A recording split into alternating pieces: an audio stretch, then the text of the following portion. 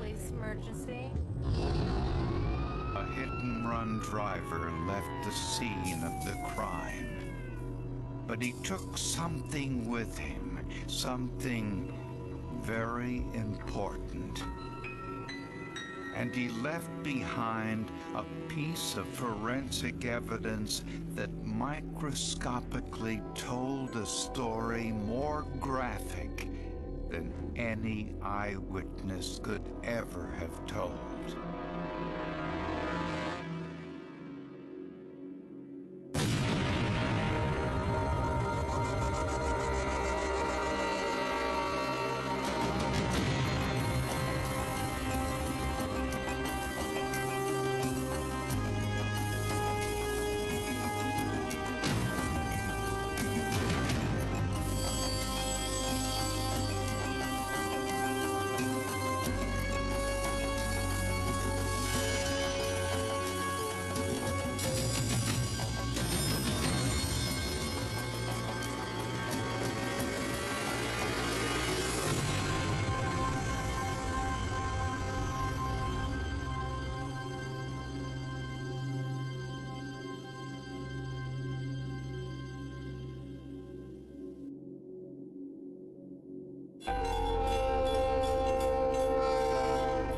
On a cold February night in 1995, Todd Christensen, a Kalamazoo, Michigan policeman, was on duty in his patrol car. Things had been quiet, and Christensen thought it was going to remain so. I was actually eating dinner in my car, relaxing with a peanut butter and jelly sandwich, when a frantic citizen came up and pulled up next to me. He told Christensen that a man was badly hurt a couple of blocks away.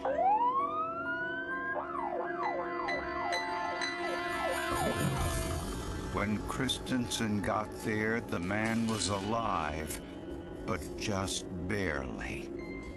He was what I call circling the drain. His breathing was not good.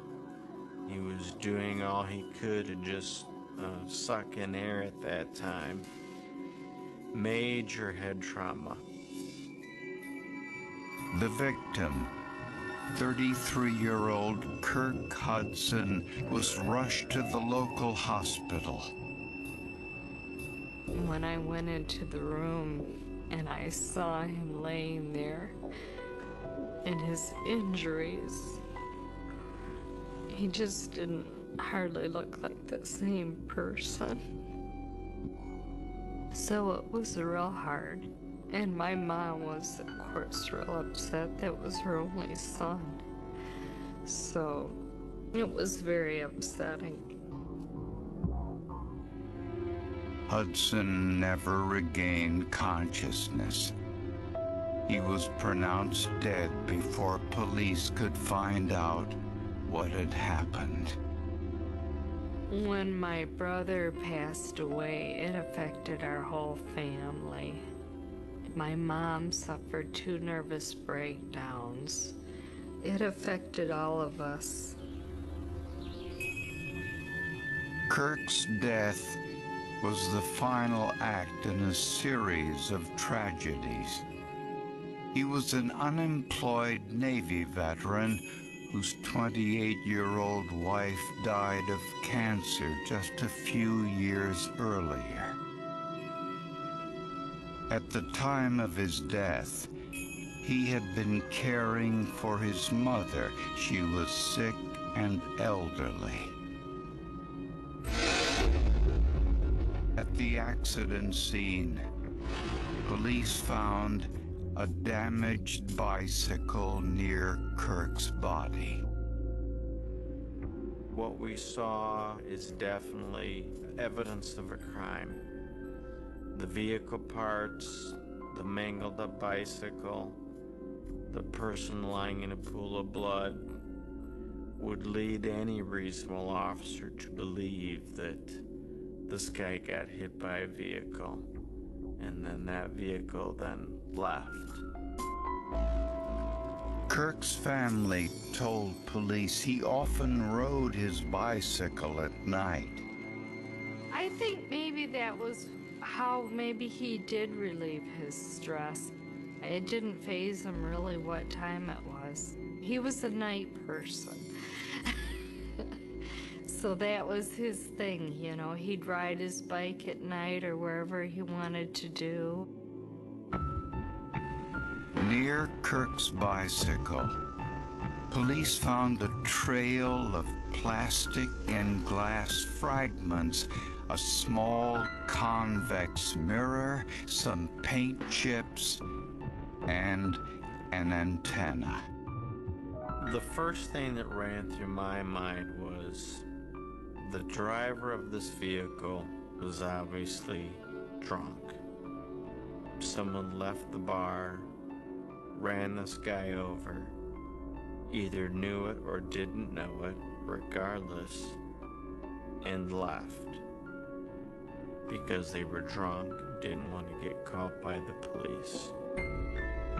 This trail of vehicle parts led north along the street, indicating the direction of the driver. From Kirk's head injuries, police determined that he was riding the bike with the traffic on the right side of the road when he was hit from behind. This meant that the hit-and-run vehicle would have had right front end damage. There was no evidence the driver used his brakes before or after he struck Kirk.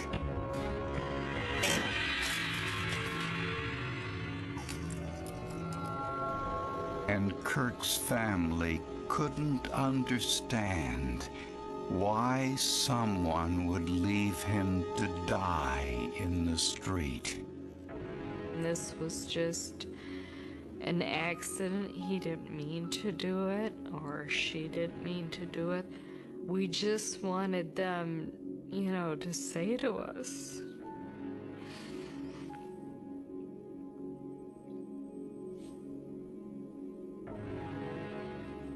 that they were sorry for what they had done, and that they didn't mean to do it.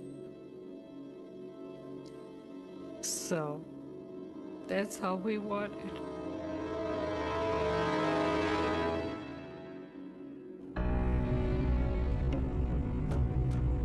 There were no eyewitnesses to Kirk Hudson's hit-and-run death.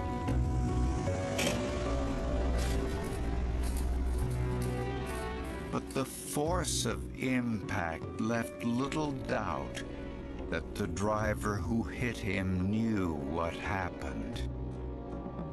How could they just hit him and then just leave him there?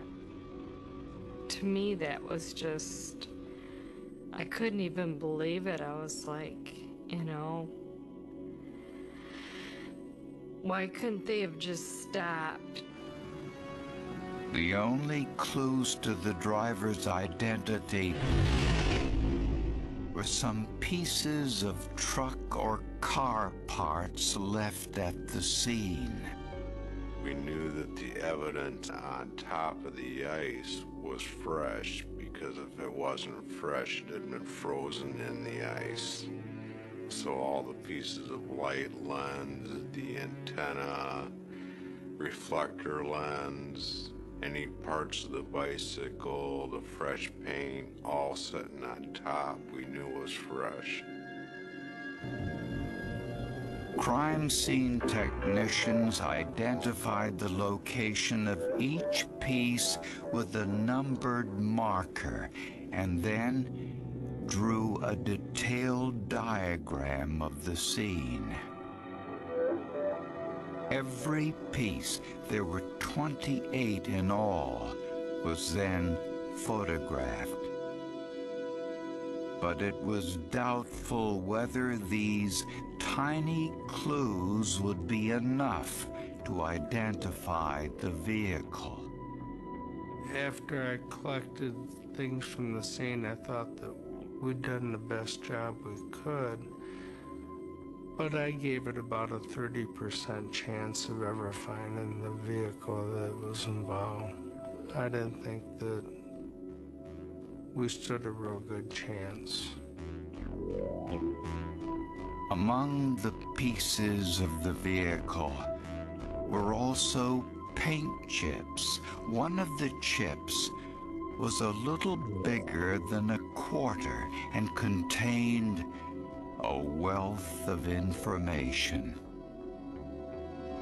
There were two distinct colors on the chip with a line running through them. It was a tri-colored piece of paint chip. It was a maroon color, a black pinstripe, and mauve. That was very unique. That's a two-tone vehicle with a pinstripe. A background check revealed there were very few vehicles sold with that color combination, which raised the possibility that it was a custom paint job. That helped narrow the scope of what we were looking for even more. Next, investigators turned to the shards of orange plastic recovered from the scene. Under the microscope, they found a combination of small cubes and rectangles designed to reflect and shine light. This meant it was most likely from a turn signal or parking light. Investigators then took each shard and attempted to piece together what they had. You literally may have one piece that's broke here and another piece that fits into it, or you get jagged pieces and they all come together microscopically, and that's what you look for. On one shard, investigators found a pentagon with a star inside. It looked like a Chrysler Dodge logo. On this shard, there appeared to be a serial number. The one part had some markings on it, some numbers on it, and I was in hopes that it would be part numbers that we could identify what type of vehicle this lens had came from. So investigators gathered all the pieces from the crime scene and went to a local Chrysler Dodge dealership. And there, parts manager David Johnson found himself doing something well outside his job description. I'd read about it in the paper about the person getting hit in downtown Kalamazoo, and they thought it might be a van of some kind that had done it. And when the officer came in and questioned us, it's like, wow, I wonder if it was a Dodge. Johnson confirmed these pieces were from the plastic casing of a turn signal. He then took the serial number and went through old parts manuals and discovered another piece of the puzzle. There was no doubt in my mind what this came off of. It had to be off of a Dodge van. Once we saw the paint chip and the antenna on it, I knew it had to be a conversion van because those were not standard items. A conversion van is customized to the owner's specifications. Johnson said the parts from the turn signal indicated the vehicle was a Dodge Ram, a van made between 1986 and 1993. But a closer look at the small mirror found at the scene narrowed this down even further. This was a customized part and was only available from 1986 to 1987. Police now knew the make and model of the vehicle that killed Kirk Hudson within a 2-year range. We were in a real big hurry to try to find the vehicle. Time is pretty critical. You know, you don't want that vehicle sitting out there for a long period of time. Incredibly, in Kalamazoo alone, there were hundreds of vehicles fitting that description. Nationwide, tens of thousands. And the driver and his van could be anywhere.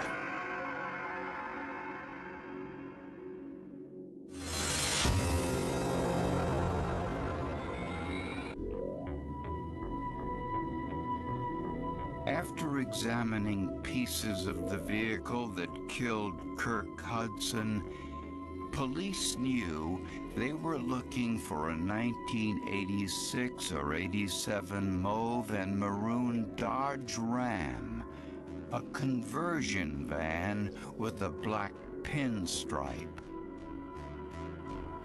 Police had a list of the hundreds of people whose vans fit the description. It's like looking for a needle in a haystack. It's not an easy thing to do. Kirk Hudson's family was informed, but warned not to get their hopes up. My brother did have a family and they did care.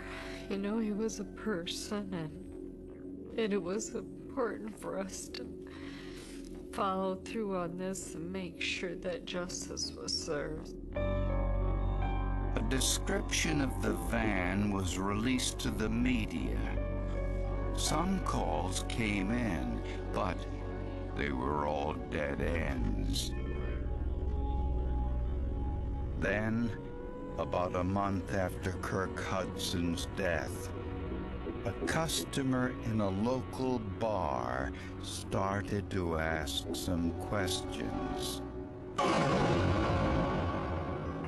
I said my normal seat, and the bartender said something about an accident where a guy on a bicycle had been killed. And I still really went. The woman who asked that she remain anonymous wanted to know more about the accident. When she heard the accident took place just a few blocks from the bar and read the description of the hit-and-run vehicle, she suspected she knew the identity of the driver. He had the only Dodge van in that neighborhood, that color. I don't even remember what year his Dodge van was, how old it was or new it was. whatever. I just know that that van, it had to be his van. She called police to voice her suspicion that the driver of the van was Jim Northey. And she said she was with Northey on the night of the accident. The two had been drinking together. Oh, I couldn't even possibly come close to saying how many he had. I wasn't keeping track. She said Northey left the bar alone in his van shortly before the accident occurred. Northey was 46 years old and had 7 previous convictions for drunk driving. Vehicle records confirmed he owned a 1987 Dodge Ram conversion van, the same color as the one in the accident. But when police discovered where Northey worked, they started to doubt whether they'd ever solve the case. Worked at this local recycling place where they shred vehicles. We were afraid that the vehicle got shredded and it's in 1,000 pieces out there in the junkyard someplace. Police rushed to Northey's home and found the windows of his garage taped closed with towels and plastic bags.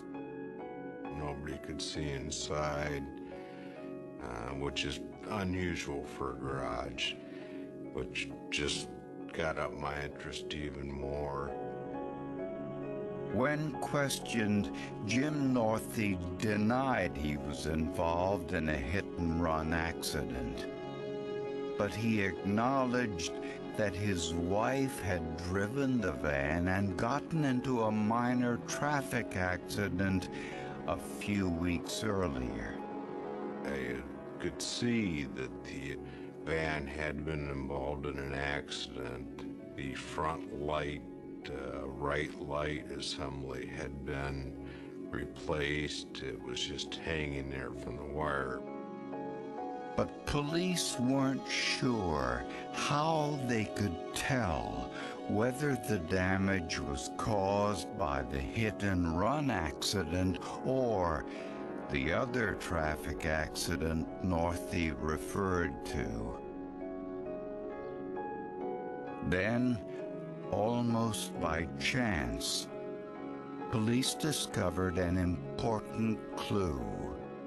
When I got to a workbench, it was covered with several things, tools, work stuff, that type of thing, and I proceeded to take everything off from this workbench, just piece by piece, and as I got to the bottom, I found one piece of orange lens, light lens, just like the ones we'd found out at the scene. But it wasn't enough just to find a similar piece of plastic. The most important thing was, did it match?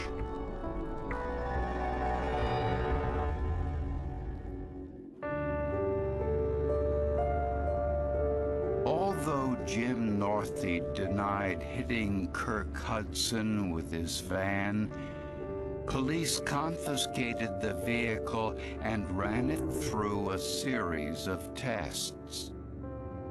The first thing we did is we processed the van with luminol. We looked for trace blood. We next processed the van to see if there was any hairs or fibers that came from the victim. But more than a month had passed since Kirk Hudson's death, and there was no biological link between Northey's van and the crime scene. So police turned to more durable evidence, the plastic and paint from the suspect vehicle. A comparison analysis was done on a paint sample from Northey's van and paint chips from the crime scene. The colors and chemical composition of both samples were identical. The State Police Crime Lab did match up paint from the vehicle and paint from the scene. Next, investigators turned to the tiny chip of plastic they'd found on Northey's workbench. As if they were putting together a jigsaw puzzle, they tried to fit this chip into the turn signal partially reassembled from the crime scene. Incredibly, the piece fit. When an amber lens breaks, the pieces don't ever break the same way again. So basically, we had a fingerprint found at the scene. There was no doubt. This tiny shard of plastic told an important story. It was proof that Jim Northey had removed the broken turn signal lens, placed it temporarily on his workbench, and when he went to throw the broken item away, inadvertently left behind this one tiny piece that matched the broken pieces at the crime scene. Investigators now turned to Kirk Hudson's bike. They placed it next to the suspect van in an attempt to gauge the point of contact. There was a dent in the bicycle that would have been similar from where the van hit it. The same height, the same location, passenger side. Just all kinds of jigsaw puzzle pieces fitting together like a glove. I saw the damage to the bicycle matching up to the van, the parking light lens at the same height as the seat, the color scheme of the van as to what we picked up out there, the antenna. I got that warm, fuzzy feeling that we'd done our job. We'd got the vehicle involved. Based on the forensic evidence, Jim Northey was charged with leaving the scene of the fatal accident. It was good to have the person's name. That was important. Not that we knew him, but just who it was. That maybe, you know, we could get some closure. Northey was offered a chance to plead to a lesser charge in exchange for a reduced sentence, but he refused. The defense team was convinced the tiny bits of plastic and paint assembled by forensic technicians weren't enough to convince a jury. But they faced a major hurdle. Since no one had seen Northey driving, all they had was the physical evidence to put his van at the crime scene. There were no eyewitnesses. And when there are no eyewitnesses, that remains a difficult part to sort out in your mind until you hear all the evidence. The pieces of amber parking light lens that you took from the scene. During the trial, prosecutors spent hours telling the jury how each and every piece of plastic and paint fit together. When completed, it told the story of how Kirk Hudson had been hit and left to die. Scientific evidence is always compelling. Juries love scientific evidence. They watch CSI, they watch your show. This is the rare type of case where we actually have a lot of scientific evidence. It had to be more than coincidence that a piece of plastic or a paint chip or a piece of glass doesn't just happen to be there. And when they showed them, blew them up, magnified them, it was easy to see how they exactly matched. And that was very convincing as a juror. All of these little markers here that I referred to are pieces of evidence. After a 3-day trial and only 4 hours of deliberation, the jury found Jim Northey guilty. The jury put him behind that wheel beyond a reasonable doubt, and that pretty much is the end of the story. He was sentenced to 4 years in prison.